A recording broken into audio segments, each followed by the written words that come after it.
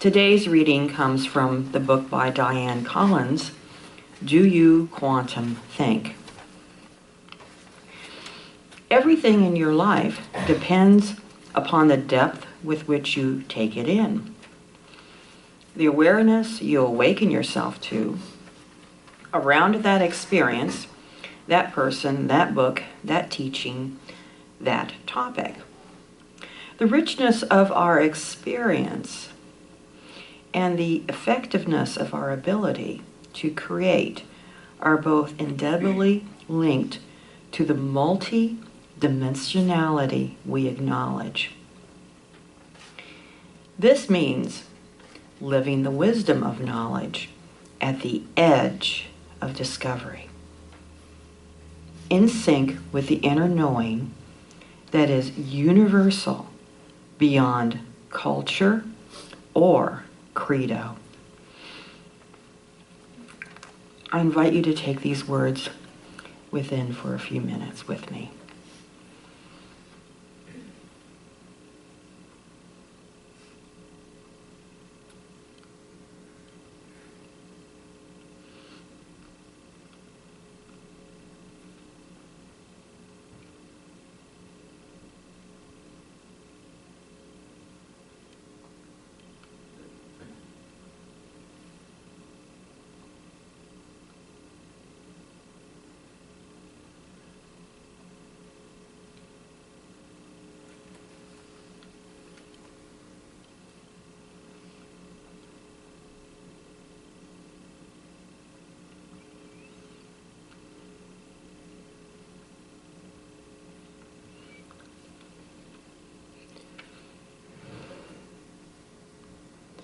And centered right here, right now, in this infinite moment of love. Knowing that all the universe of love is present here. Knowing that all is in such perfection. That this service is in complete divine right order. That everyone participating, everyone here, is touched by the infinite and blessed.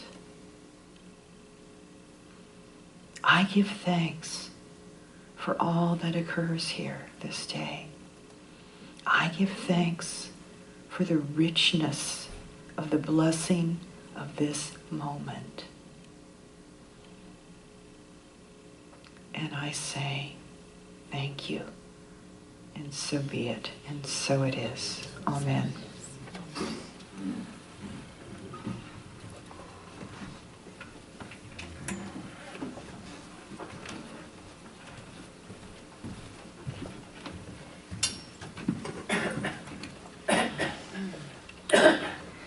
Living the wisdom of knowledge at the edge of discovery. That's sort of what we're all about here. We gather consciously together to create something sublime as a community. We do all that using the power of consciousness, right? That's really what we're all about. We create a sublime morning together. We create a sublime life for ourselves. We create that world of love and respect and plenty and compassion for all life. We do all of that through consciousness. All of it. What we focus on in consciousness becomes our experience of life. That is the bottom line of what we teach here. And I think Carl had a good idea. And, he's such a tall guy. There, now I can see everybody. The human race is at such an interesting point. We are standing at that edge of discovery. We're standing at an edge where we're ready to spring off to leap off into something larger than we've ever known.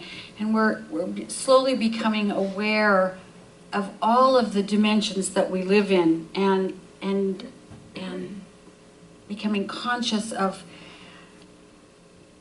how each one of those dimensions contributes to our freedom, which is really, I think, what we're all after. We call it happiness, but the basis of that happiness, I think, is the freedom to be who we are, who we came here to be, to do the things that we want to do and live the way that we want to live and give the gift that we were born to give. And And each one of the dimensions in which we live can help us to do that. Our founder, Ernest Holmes, sort of divided the universe into the realm of spirit, soul, and body. And then he divided it into two modes of action, love and law. The love is the actuator, and it acts through the law. And of course, none of that's really division at all, because he's really talking about a oneness, a singularity, a unity. It's a way of talking about something that is beyond words, which is the only way we can do it, right? We try to describe something indescribable with words, and there's always something lacking in that. What Holmes was talking about is really all one. We call it God, we call it spirit, we call it whatever we call it, but it is the love and the law. It is the spirit, soul, and body. It is the thought and the subjective mechanism and the manifestation all at the same time. And they're so interwoven that we can't separate them. And so we've also been talking for the past couple of months about creating a new story for ourselves individually, and a new story of our whole human race.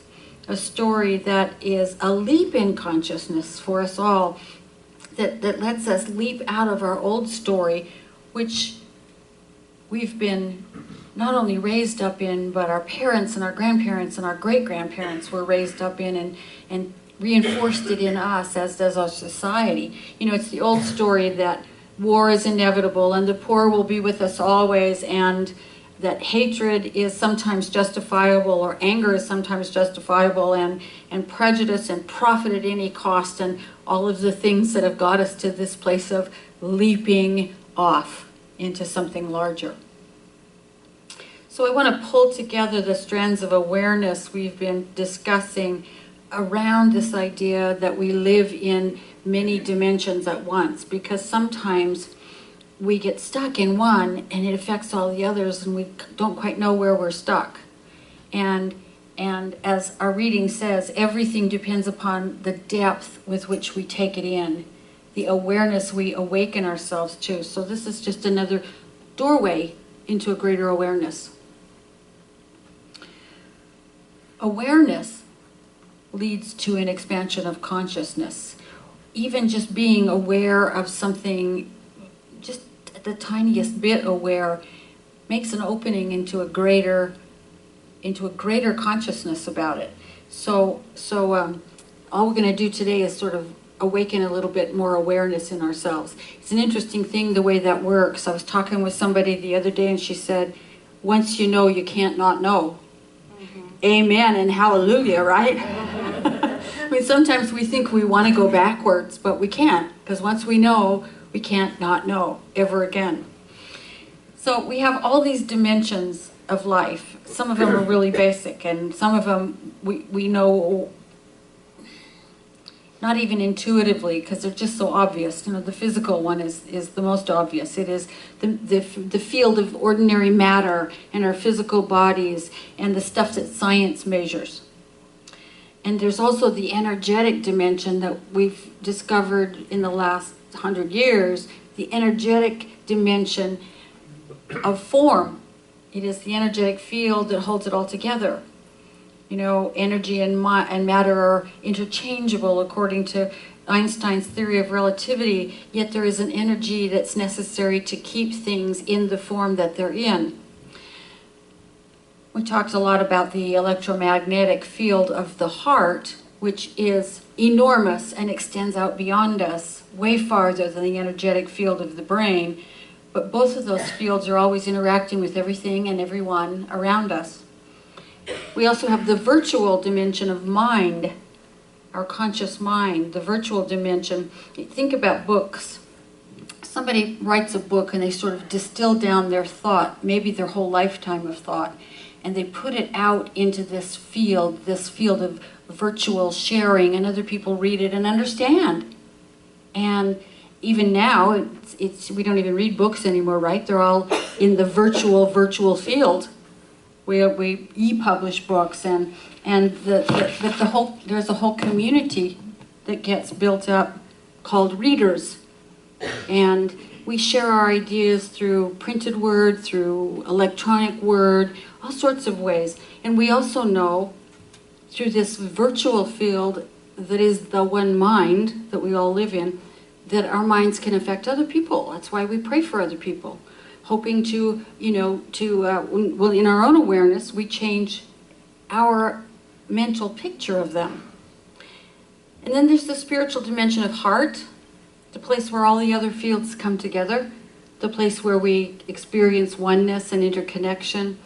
And then there's the cosmic dimension of universal law. Things work according to universal law, the operating manual of the universe, if you will. There's the esoteric dimension of soul, which is that part of us that is eternally evolving. And then there's the divine dimension, which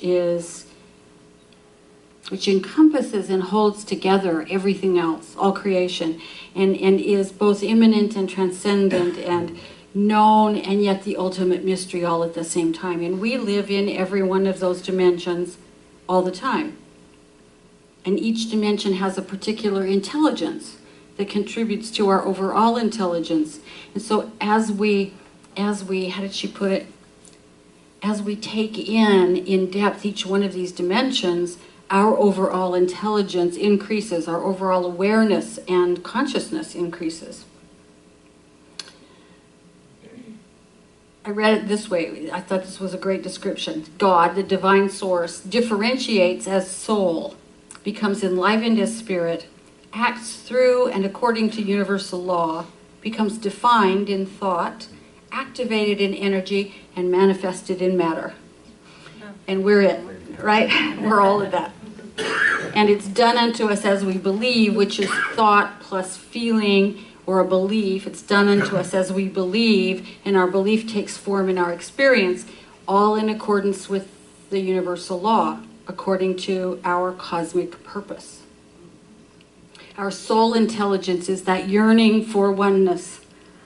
It always wants to know more about everything and be more connected with everything.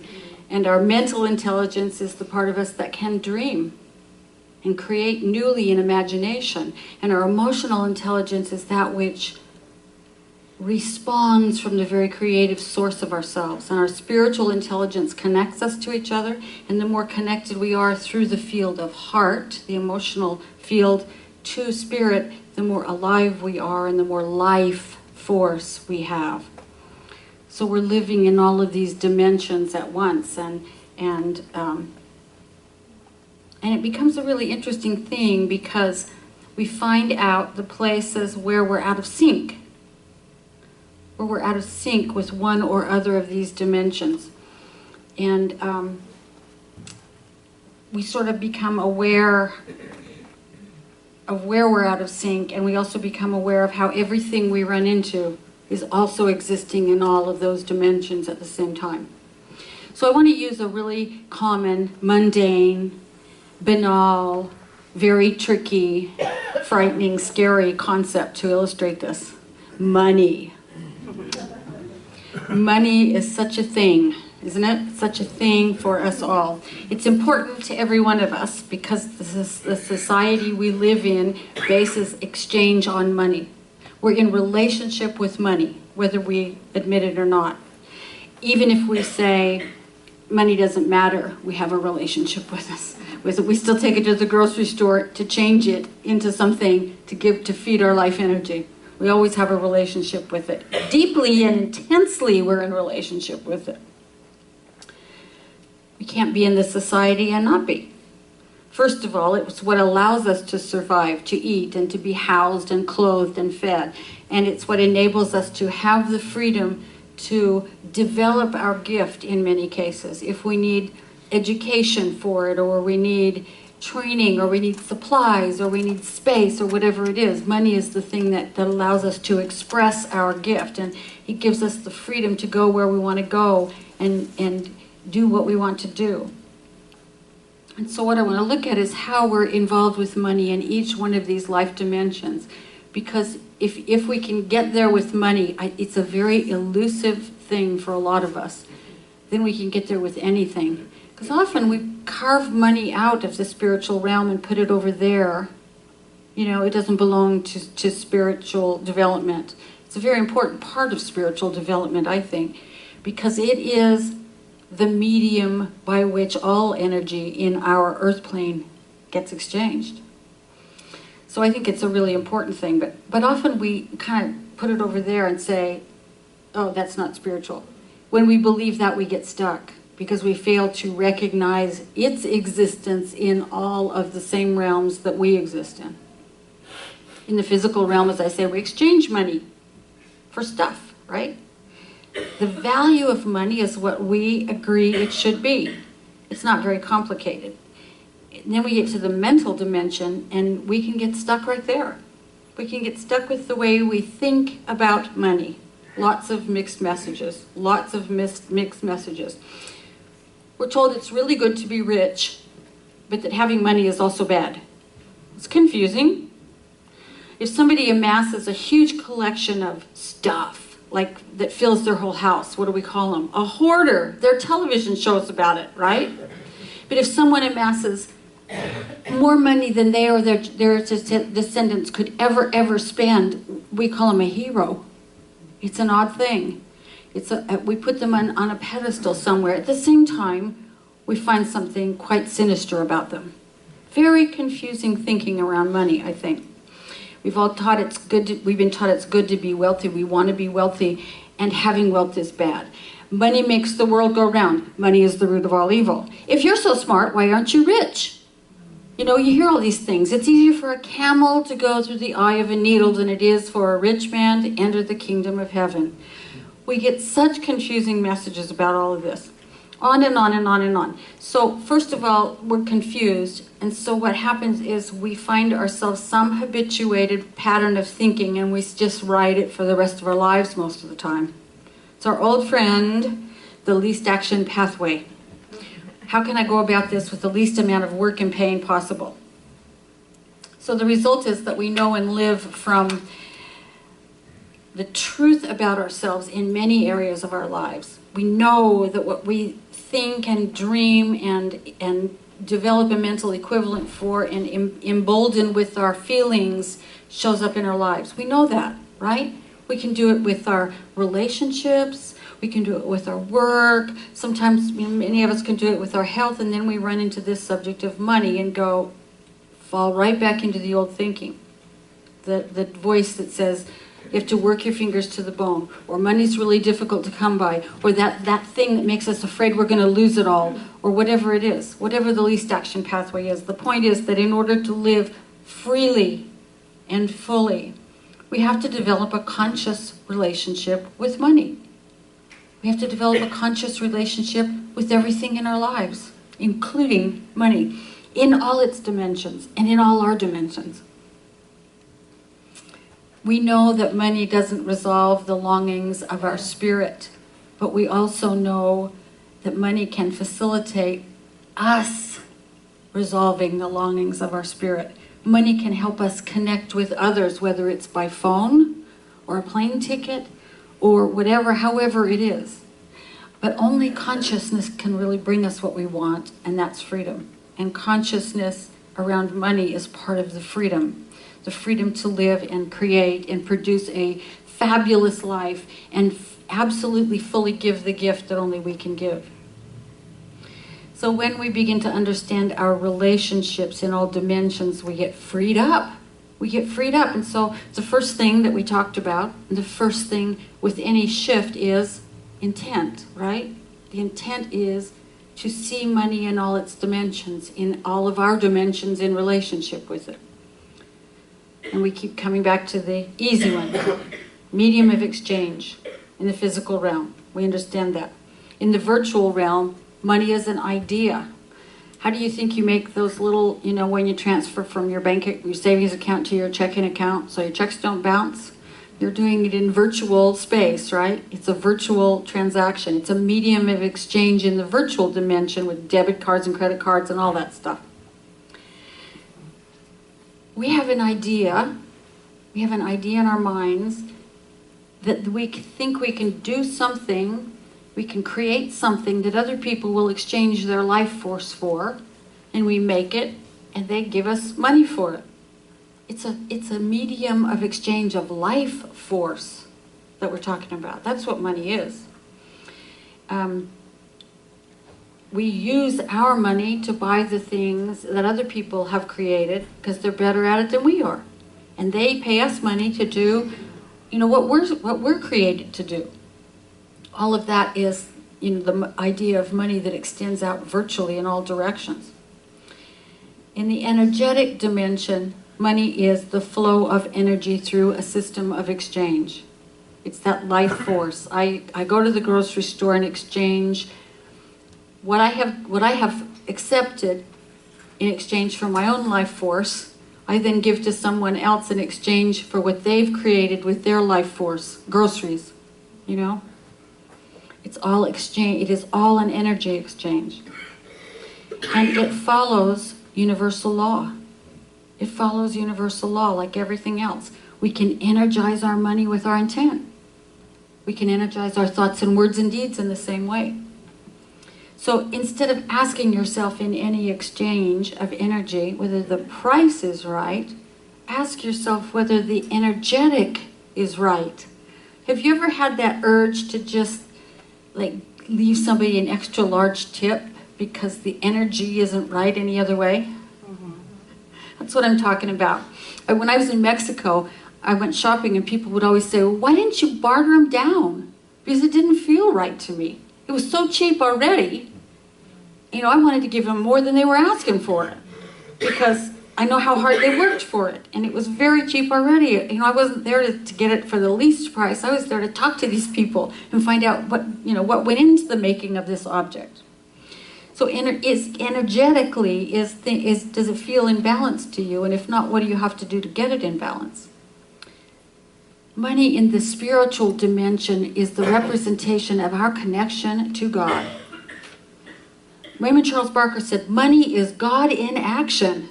It is. It is the flow of life itself in action. The portal of the spiritual dimension of the heart. What does your heart tell you about your connection to other people? Your connection with your money, your connection to the world that you make with your money. What does your heart tell you about your connection with Source through the way that you look at money in your life? If it is seen as part of this sacred flow of life through all of us, we have a very different way of approaching and handling money than if we think it's merely a worldly, dirty piece of paper. It's not. It is a symbol of the exchange of the flow of divine life through the whole system. And the soul dimension. What lessons is your relationship with money in this life teaching your deepest self? What are you learning on your soul's journey? How are you absolutely connecting with all other life? I was thinking about this pair of shoes that I finally found that I can wear for hours and they don't hurt. Old, bad feet, paying for the high heels of my 20s. But when you think about a pair of shoes, and you stop and allow all of yourself to be open to it, when you're about to buy them, you're about to exchange your life force. What are you exchanging your life force for? Beginning with the animal from whose skin the shoes are made, through the tanner. There's a life force there. Through the tanner, through the person who cuts the leather, to the person who sews it together, the person who puts the sole on, the person who puts the little silver button on the side in the Velcro strip. All of those people, to the marketer and the packager and the shipper and the clerk who takes your money or or virtual exchange of energy. And if you're in relationship to all of those people, you're absolutely interconnected with all of it. And it's all absolutely interconnected with you. That's the soul dimension of money.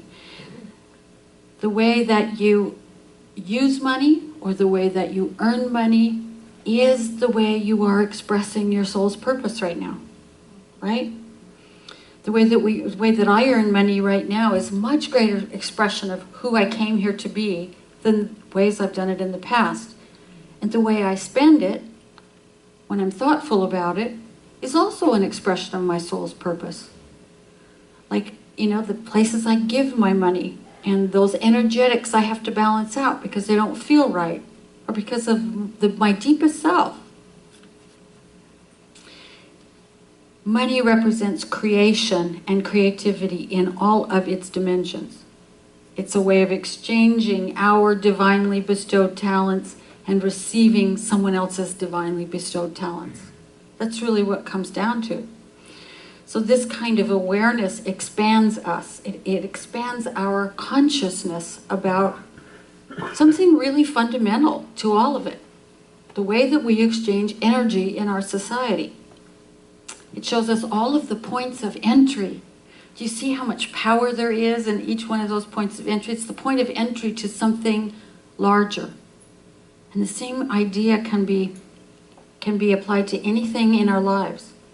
We have all of these places where we can step into a greater dimension, whether it's the energetic realm or the virtual realm or the realm of spirit, the heart, that deep soul realm, our mental awareness, all of it. These are all points of our own power. So with this relationship about money, when we just become aware of these various expressions of dimension, you don't have to carry around a checklist, I promise. You don't have to go, oh, let's see, energetic, mental, oops, forgot cosmic, gotta go back. No, that's not the way it works at all.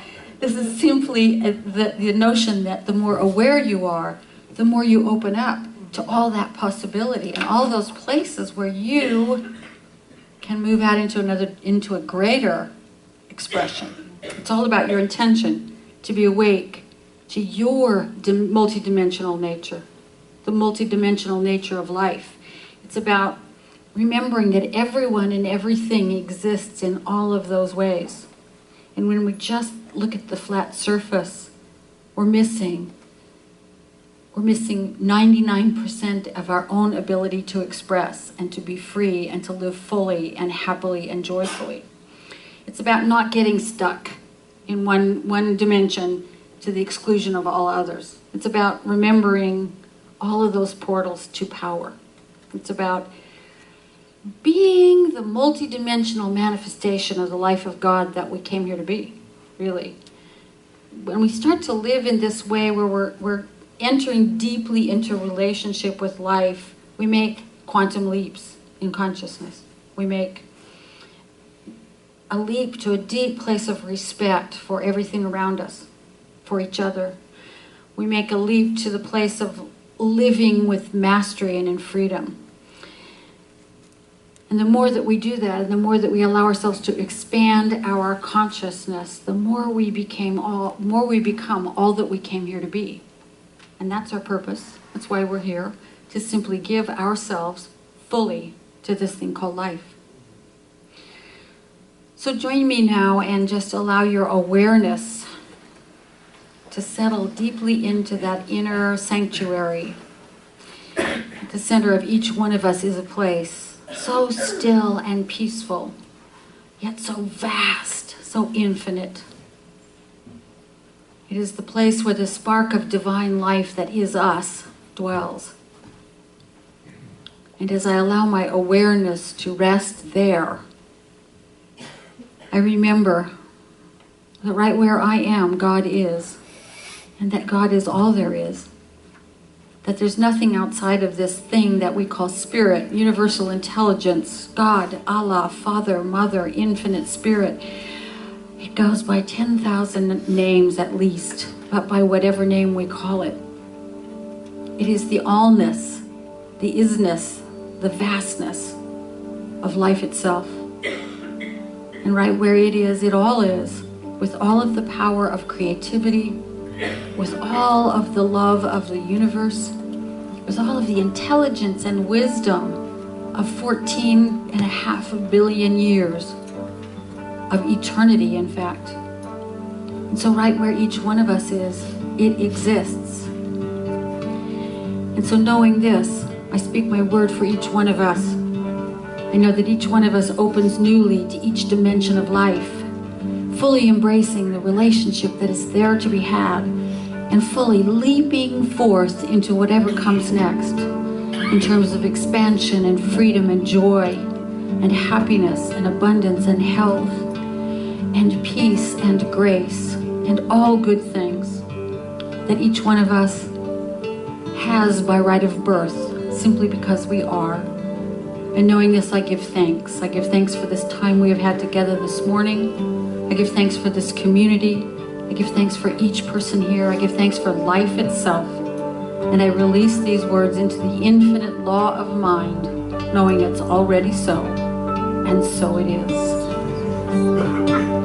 I am just a friend, a simple thread in this glorious web of life. We are all just drops within a stream, flowing towards an ocean of light.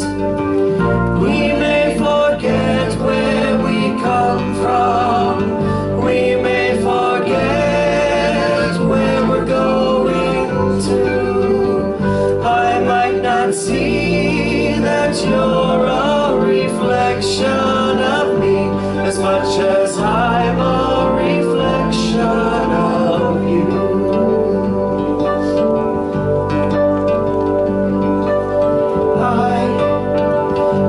Just a seed, a blessed seed with eternity unfolding in me.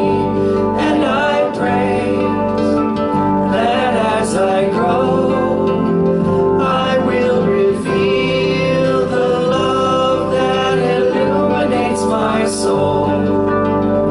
When I remember where I come from, when I remember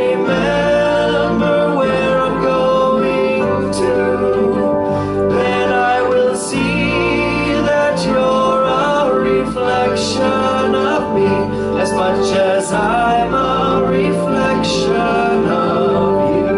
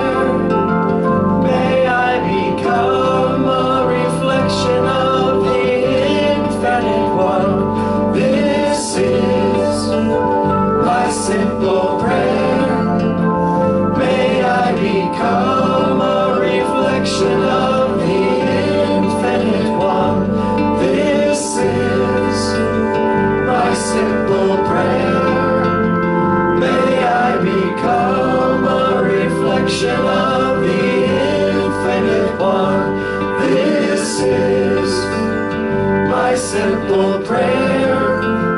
May I become a reflection of the infinite one.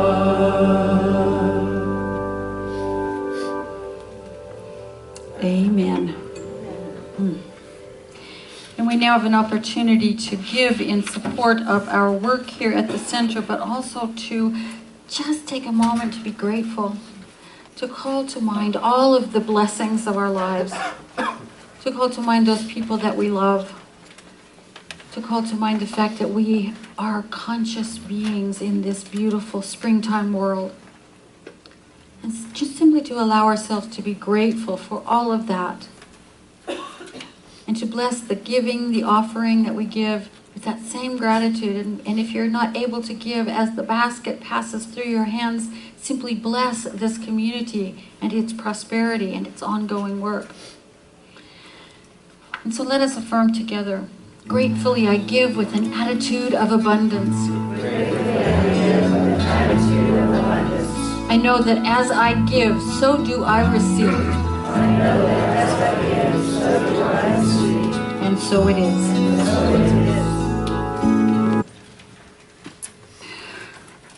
I think Pema Chodron wrote a book called No Time to Waste. I always remember that when I hear that song. It's like Don't sit around and worry. Just get up and enjoy, right? Get up and live. Couple of quick announcements. Next Sunday, March 29th, is the first spring hike at Hills and Dales Park. Probably want to wear your mud shoes. They will meet at Paw Paw Shelter at 1:45 p.m. There is a new daytime book discussion group that meets the first and third Thursdays from 2 to 4 p.m. And they're going to begin with, it's a follow-through. It's the backbone is the same group that discussed the book on compassion. They're going to begin with Deepak Chopra's 7 Spiritual Laws of Success. And you can talk with Judy Nussmacher if you have any questions about that. Good Friday, April 3rd, 7 p.m. We will be having our meditative Good Friday service, Entering the Fruitful Darkness. That's Good Friday at 7 p.m. And on April 19th is a class you will absolutely want to sign up for, Prosperity Plus 2. It is described on the back of the bulletin. So, and there's a sign-up sheet on the bookstore bulletin board there. It's a fabulous, fabulous class that will teach you how to really move out of limitation into creating the life that you love to live. So sign up for that. And I'm going to turn the mic over to Tom Cooper. There he is. He has an announcement about a big upcoming event. I can see you there. Tom Cooper. Yay! Tom Cooper. Hi. Good morning, everybody. Good morning. I know at our house, we have an awful lot of stuff that we need to get rid of. And I'm sure you're all in the same boat. And I have an opportunity for you. Mark your calendars, May 16th or May 23rd on the rain day. We're going to have a really big yard sale. Here's your chance to get rid of all your stuff. And we will provide tables, and we will need volunteers for setup and breakdown, but it'll be only $25 to rent a table, and then there's a suggested donation of 25% of your stuff. So here's a chance to sell things and to make a little extra money. So it's a really win-win proposition for you and for our church. So see you on May 16th. All right. We'll have sign-up sheets for tables and for volunteers up next week. So, Henrietta, come and tell us what you all did back there today. They were hiding behind the pillar. I didn't even see them. Hi, guys. Thank you, Reverend Cece. I love the socks. Yes, Mickey and Minnie on my feet. All right, everybody on the stage? Okay, can we quickly introduce ourselves, please? Laura, Christopher, Reed, Jasmine, Phoenix, Callie. Okay, so we had 6 children in the back today, and we were learning about the Baha'i faith, one of the newest faiths in the world. It's less than 200 years old, and it started in Persia, which is currently what country, Kelly? Iran. That's correct. And who was the messenger of Baha'i faith? Who remembers? Laura. Baha'u'llah. Baha'u'llah, that's right. He is the messenger. And Baha'i faith follows all the messengers around the world of all times. Who are some of the messengers they follow? Buddha, Buddha is one. Muhammad, Muhammad. Jesus, Jesus. Anyone else? Who was the messenger that Mr. Den talked to us about? Who likes to play the flute? Krishna. Krishna. There are quite a few messengers that they follow. They say that men and women are equal. They want everybody to think for themselves. They want education for all. They would like world unity and peace. So lots of the values we share with them, okay? And next week we are going to do an artwork and summarize everything we learned about the Baha'i faith. Thank you very much and have a great day. Let's sing. Let's sing. Singing a 1, 2, 3.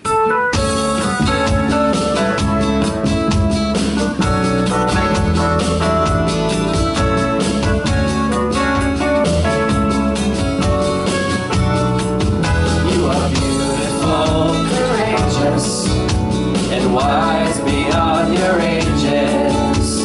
This I know for you, as I know myself. You are splendid, you're unique.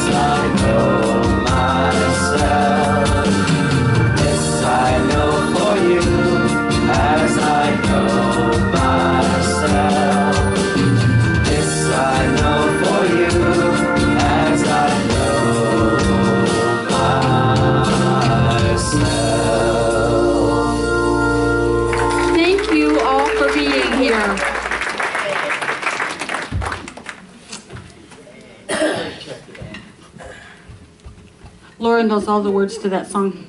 She's really smart. Finally, if there's anything in your life that you would like prayer support for, if there's something that you can't quite see the truth about, that's what our licensed prayer practitioners are for. They are wise and well-trained in being able to see beyond the circumstances to the spiritual truth. So if there's something that you would want support for, just walk up to one of the people with the blue or teal or white shawls on and say you'd like prayer, and they will, their gift to you on Sunday is, we call it the 1-minute miracle of just seeing the truth about you and your situation. You can also leave a written prayer request in the chest by the door. I think my tongue just ran out of steam. There's a prayer chest by the door, and you can leave your written prayer request there, or you can do it online even. A virtual dimension of reality, right? So with that, let's stand up for our closing affirmation and our closing song, which is Holy Ground. Yeah. The wholeness of the universe is seeking expression through me. The wholeness of the universe is seeking expression through me. Its nature is goodness. Its nature is goodness, Truth. Beauty. And wisdom. I allow it to shine through me. Today and always. And so it is. Have a wonderful multidimensional week, everybody.